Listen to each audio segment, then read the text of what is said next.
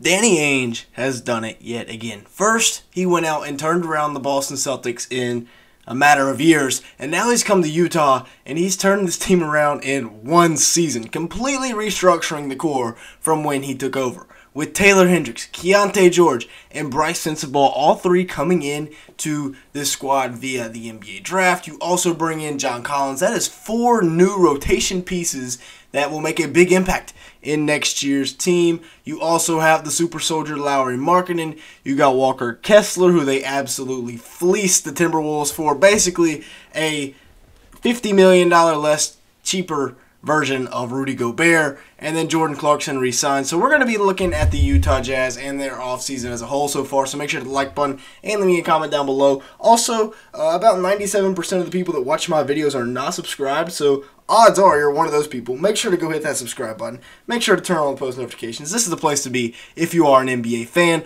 We also got a TikTok, so go check that out too if you'd like. And with that being said, let's go ahead and get started with today's video, looking at the huge draft class that the Utah Jazz brought in. And it starts off with Taylor Hendricks, who I really like. He is a guy, you talk about upside, NBA execs love to draft for upside these days, and Taylor Hendricks is just oozing with it. He can play the 3 or the 4. I likely playing the 3 alongside of Lauri Markkennen, but those two can be flip-flopped as well. He averaged 15 points a game, 7 rebounds, 1.4 assists last year as a freshman at UCF. I believe was he a 4-star or a 3-star? Either way, he wasn't really regarded as a one-and-done type player, but at 6'9", 210, with that versatility that he brings to the court, being able to score from all 3 levels and really protect the rim and defend on the perimeter. 48% from the field, 39% from 3, 1 steal, 1.7 blocks.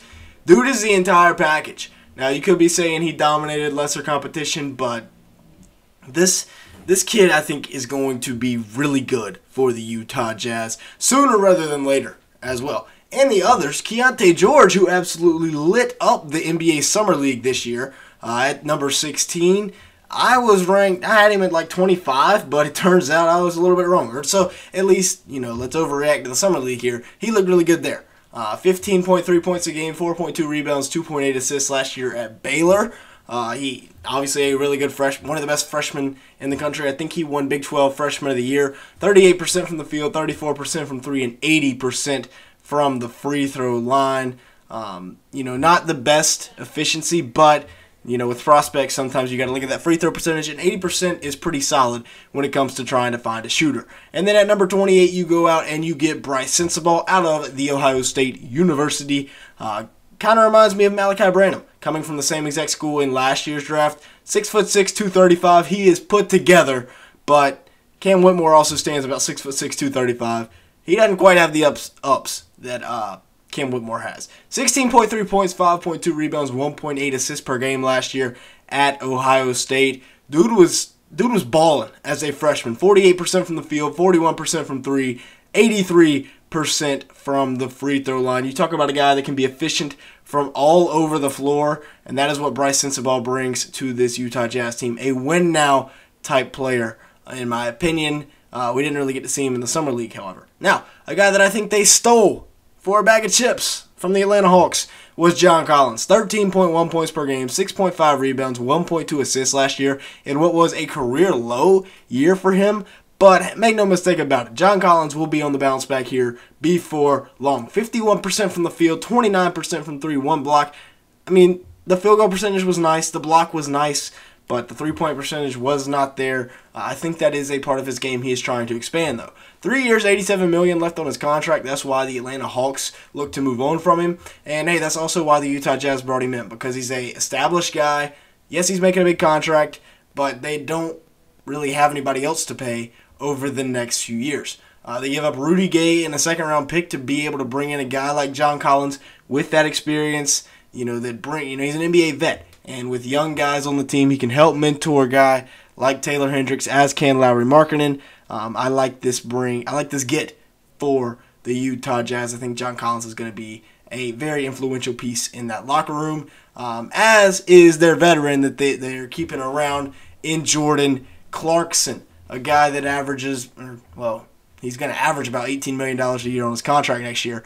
But 3 years, $55 million, and he's a guy that can, he can really score it. Former NBA Sixth Man of the Year, and he's still got a little bit of that left in the tank. Averaged 21, 4.5, and 4 last year, although he didn't really come off the bench. He was mainly a starter for this Jazz team. But with the Jazz teams of old, with the Mike Conley, Donovan Mitchell, with that guard rotation, Jordan Clarkson came off the bench, and he was good. But, he was solid again this year, 44% from the field, 34% from three, 31 minutes per game.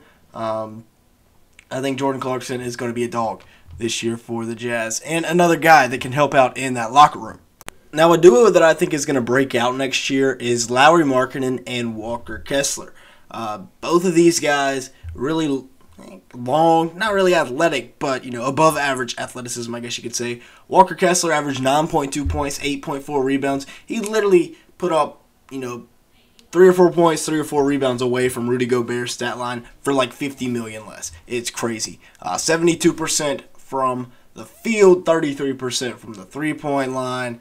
Walker Kessler, he played really, really well last year in his rookie season. Was up there for Rookie of the Year because he also averaged 2.3 blocks in 23 minutes. I feel like if he would have played the same amount of minutes as a Rudy Gobert, he probably could have put up the same exact stat line. And that's kind of sad, especially if you're a Timberwolves fan. Now, Lauri Markkennen, 25.5 points, 8.5 rebounds. He was playing very well. I think that, after his time in the military, he will be a force next year for this Jazz team. 50% from the field, 39% from three for Markkennen. Dude was a monster last year. People don't talk about it enough, but he was that guy for the Utah Jazz. And after the military, I think he's going to pick up right where he left off. Now let's take a look at the lineups here. Is this a team that could potentially make the play-in next year? I don't think so. With Colin Sexton still as your starting point guard, maybe it's like a Chris Dunn. Jazz fans have said that Chris Dunn will be the starting point guard. I don't know. I don't exactly feel the most comfortable putting Chris Dunn as the starting point guard for the Jazz because I feel like I could get flamed in the comment sections. But, maybe I'm wrong. Maybe Chris Dunn is the starting point guard for the Jazz. But Jordan Clarkson at the 2, Lauri at the 3, John Collins at the 4, and Walker Kessler at the 5. That's going to be the lineup for this year. Honestly, this team, they're still growing. They're still developing. They're not really paying anybody any big money right now. So they don't exactly have to worry about a timetable. They got their young guys with Markkennen, with Kessler. And again, maybe this is a team that surprises everybody and makes the playoffs because they have a good amount of vets mixed in with a good amount of young guys. So if that happens, I wouldn't be shocked. Taking a look at the bench here, they got Ochai, who I'm really looking forward to watching next year. Like I said, Chris Dunn could fit in here off the bench for sure. Maybe Sensabaugh goes to the G League. But you got Ochai, you got Keonte George, you got Sensabaugh, Taylor Hendricks, Kelly Olynyk. I like the bench group. There is a lot of upside on that bench group. I really like Ochai Agbaji. I think he's going to have a huge second year. I was really high on him as a rookie, and he didn't really pan out as a rookie. But, of course, still plenty of time. I think he's going to fit right in Utah. Or at least with this new-look Utah team. And then I'm also really excited to watch Keonte George and Taylor Hendricks. The two rookies, I think they're going to have really, really good years, really, really sneaky seasons, if you will, for, the Utah Jazz. I think that's something to watch out for, is this Utah Jazz team. Because, like I said, they have the right mix of veterans and youth. And I think it could happen. If there's a team that surprises everybody, it could be this Jazz team. Y'all let me know your thoughts, though, down in the comments below. Maybe, like I said, this is probably not a play-in team, but it could be. The upside is there. So y'all let me know your thoughts down in the comments below. Make sure to hit the like button. Make sure to hit the subscribe button if you did enjoy at any point. Like I said, make sure you're not one of that 97% that isn't subscribed to the channel. And with that being said, thank you so much for watching today's video.